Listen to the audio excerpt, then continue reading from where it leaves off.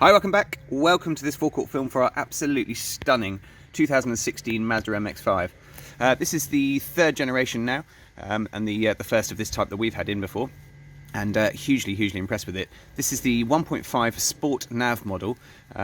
Sport Nav obviously denominating the sport trim on the car, and then also the nav part, meaning that the car is fitted with full satellite navigation. The car is finished in Soul Red, which I think is just such a beautiful colour. Really nice. It plays extremely nicely with the anthracite wheels and some of the black details and things like the splitters and stuff like that across the front here. But yeah, the car presents absolutely beautifully. Extremely well looked after paintwork. It's a shame that it's such a dull day today. It's also -1, so not really the ideal day to show you a rear-wheel drive two-door soft-top Roadster, but actually still a lot of fun out on the roads today as well. So yeah, just sort of walking you around the car, just talk you through the condition. Normally on these videos I would sort of point out any minor blemishes or anything like that. There really is barely anything to mention on this car at all. It's only done 21,000 miles. We've just taken it in part exchange from the previous owner, who's really looked after it. So yeah, there's not a huge amount to show you. Things like all 4 alloy wheels are all in absolutely perfect condition. Not a single mark on any of them. I won't go around each individual one, as they are all completely unmarked. Things like the mirror housing and everything like that, again completely free of any scratches, and just generally the entire paintwork is in absolutely beautiful condition. It's such a shame that the sun's not sort of out, just to basically show you how much the metallic kind of pops in this in the sunshine. It's, like I said, slightly dull day today, but hopefully the camera is doing it some sort of justice. So in terms of sort of general wear and tear and things like that, barely anything to mention. There are just a couple of very small stone chips that you'd expect, obviously on a car that's done any mileage at all, but really and truly that is pretty much the only thing to mention around at the front. They are about as bad as they get, I think, and that's probably the last one there. So really just like I said, just small stone chips. Alloy wheels all in absolutely perfect condition. All the front splitters are completely unmarked at the front, and you've got these lovely black side blades that run all the way down the side as well. And if we come around to the back, again, all in absolutely beautiful condition. No marks to the rear bumper or anything like that. Got these beautiful twin chrome tailpipes on the back. The car's also fitted with rear parking sensors that you'll see here.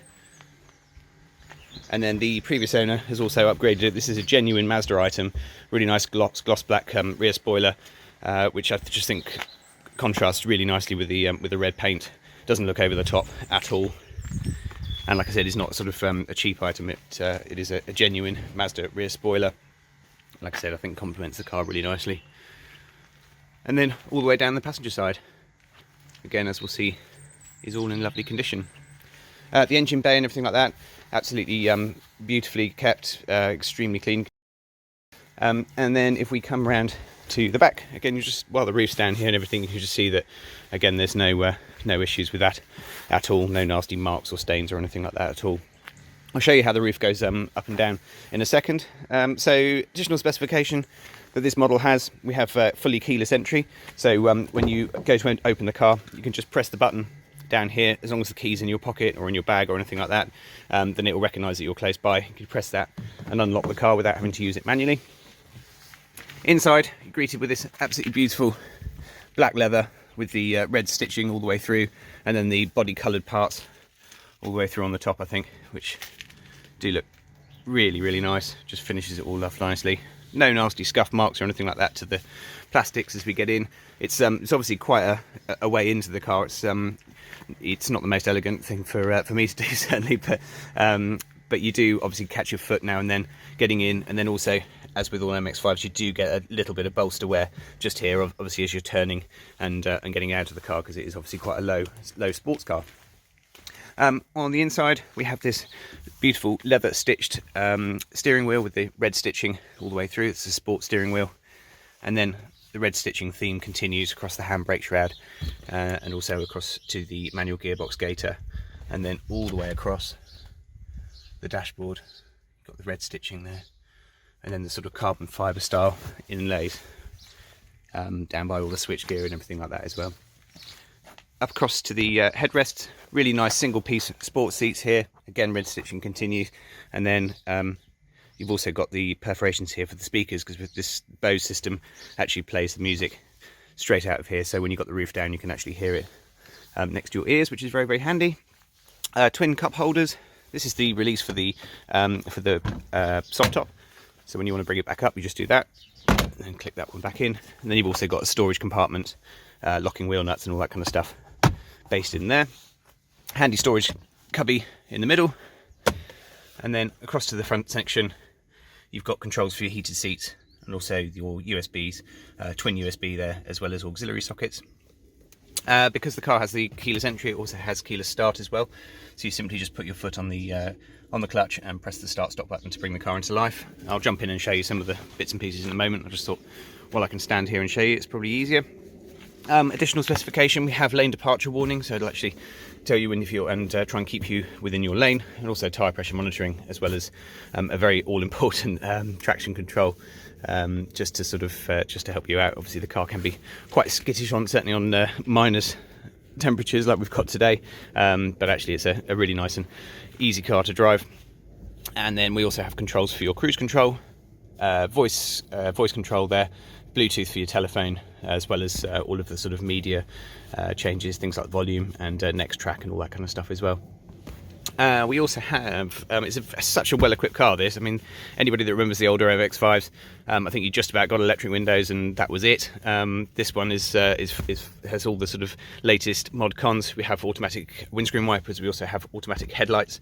The headlights themselves are LED, self-leveling, and really, really nice and bright at night. And then we also have climate control. We've got your vents and everything like that up here, and a full climate control system there. With air conditioning, obviously. Just jumping in, and if we just put the foot on the thing and start that.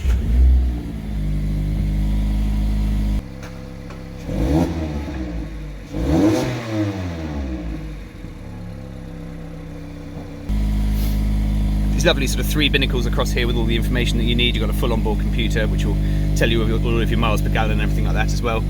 And then across on this main screen up here as well, you've also got a full fuel economy monitor, so you can see that. And as you'll see, it's had done a very, very reasonable 47.2 average recently, which is really impressive for a sports car. And then you have this all sort of controlled by the wheel down here, but it's also a full touchscreen system as well, so you can go into here and change all of your settings.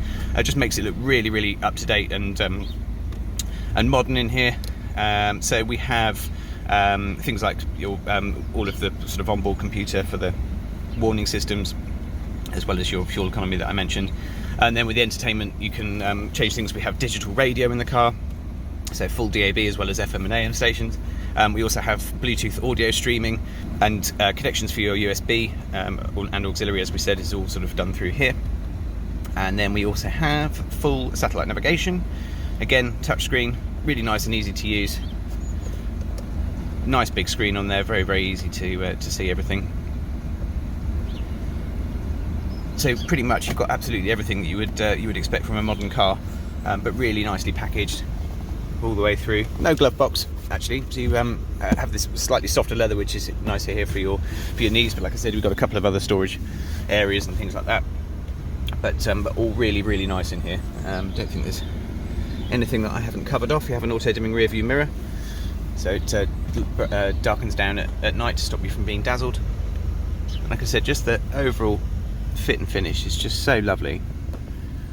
I don't think the passenger seat's really seen a huge amount of action. No wear on there at all. Just shut that off and come around to the back. Now there's actually no boot release button on the inside of the car. There is one on the key should you need to use it, and then they've hidden it extremely well. It's actually just located above the number plate. Press that and the boot opens, and you've actually got quite a decent amount of space in here. They've used it really well. It's they've used as much space as they possibly can. Just zoom out there and just show. So you've got the sort of widest parts there. Not quite enough for a set of golf clubs, I wouldn't have thought, but that's obviously not what this car is all about. But you can certainly get a couple of decent weekend bags in there. It's all lit up. You've got your toolkit and everything like that in there as well. So yeah, not a bad size actually for the type of car that it is. I'll just show you the roof working, and then also we can just see the car with the roof up as well. So like I said, it's fully manual on this one. There's no complicated electronics to go wrong. So you just lift this up, and trying to do it with the camera in your hand is not the easiest, but actually not that difficult at all. So you just pull up. You can do it from inside the car, but I wouldn't necessarily recommend it. It's probably a bit easier just to do it from the outside, and then you simply just clamp this in and push that back. It's really simple. It's certainly not difficult. It's not a stiff sort of system up here at all. It's nice and easy to use. I'll just put the windows open, close them, and just show you the car from the outside. So there you go, roof up, all in lovely condition. Like I said, no rips or tears or nasty folds or anything like that across on the top there. The car's literally only just arrived in with this, so it'll be fully valeted before sale.